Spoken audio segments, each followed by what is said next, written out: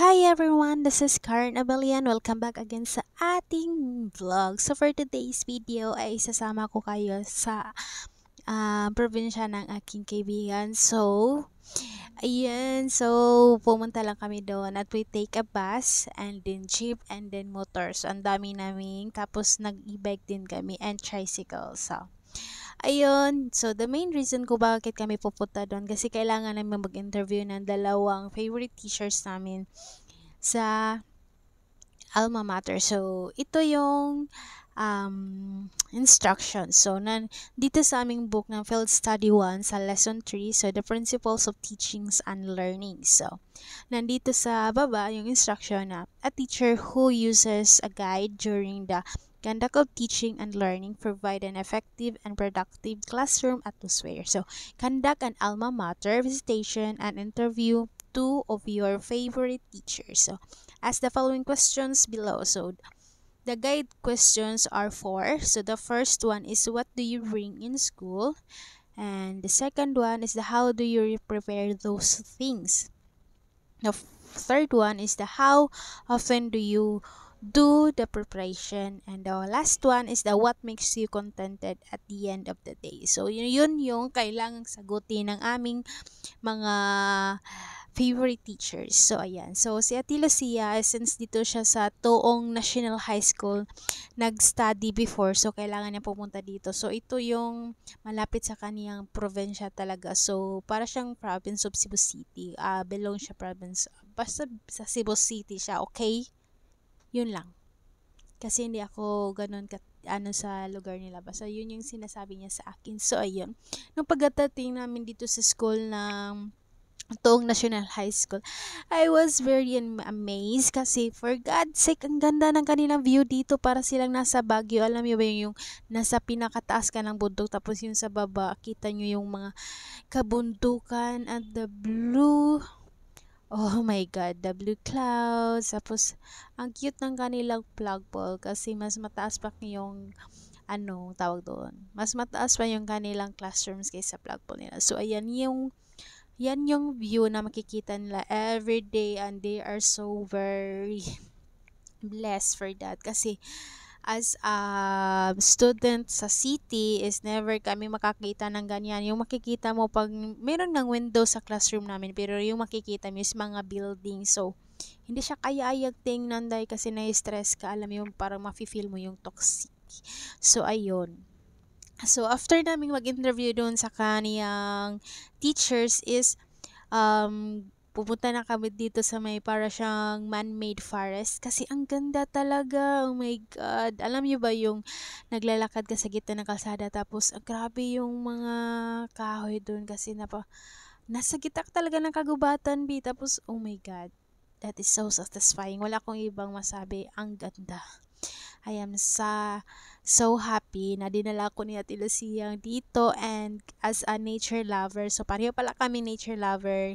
And yun yung aming similarity and we're super happy for that. So, after nun, yes, nagstay lang kami dito ng mga ilang minuto. Tapos, bumili na kami ng aming snacks doon sa may tindahan at dito na din kami kumain para naman hindi kami magutom, di ba? So, ayan. Alam niyo ba yung just imagine the area. Kung gusto nyong pumunta doon sa Tuong area is pwede kayong magmotor from Punta. We pay for 40 pesos each. So, yun. Yung aming payments. Ang ganda talaga doon. Gusto kong bumalik doon pero in the future na lang kasi kailangan marami pa akong gagawin para sa school namin. So, just enjoy the view kasi hindi na ako mag-voice over. So, just enjoy the view, guys.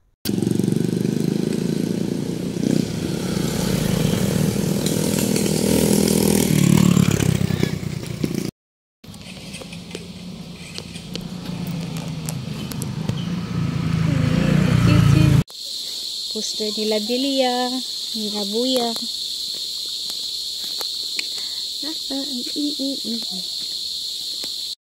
Everybody. We are here. Oh, nice. Nice kayo. So, nice. Pwede at adto sa kudiato.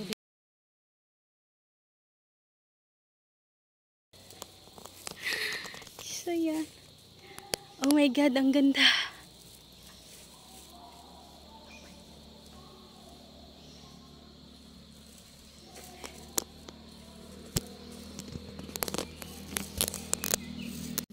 Mana? Asan ito? Ha? Daplin na lang ka, daplin, padaplin.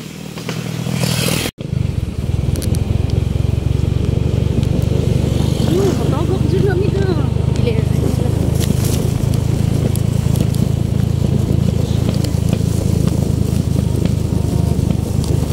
Nakabukol, ako rin ako siya i-post.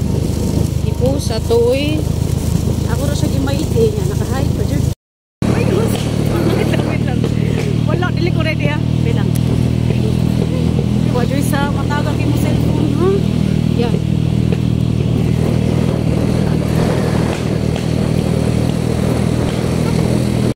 Kani. Nami picture ko Okay, okay. Anak ra, asa mo? Okay, nakita ra? Suwaw lagi. Oh, naman basta na iga niya makala. Ibutang sa nimong plastic. Uy! Ibutang lang. Hala. Ay, okay. Naka-gets na ko. Piliila yan ni ha.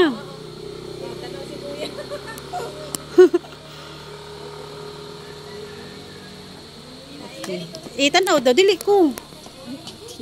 So, ayun yung view. As you can see, grabe, nakakamangha talaga yung view, guys. And, nung pauwi na kami, nag-stop over lang kami dito sa may Buhisan Dam, kung saan makikita nyo sa likod ng aking picture later na nandun yung dam ng Buhisan, kung saan dyan kumukuha sila ng supply yung buong, I think, yung buong Cebu City na area. So, ayun.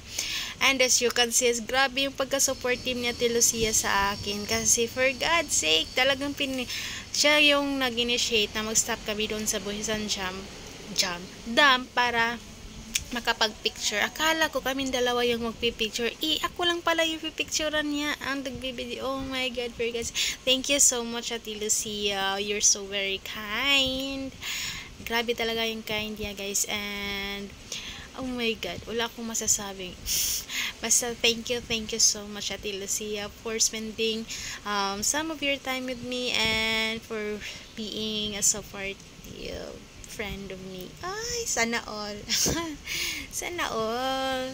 So, yun lang muna for today's video, guys, and see you on my next video. Bye! See you. Babush!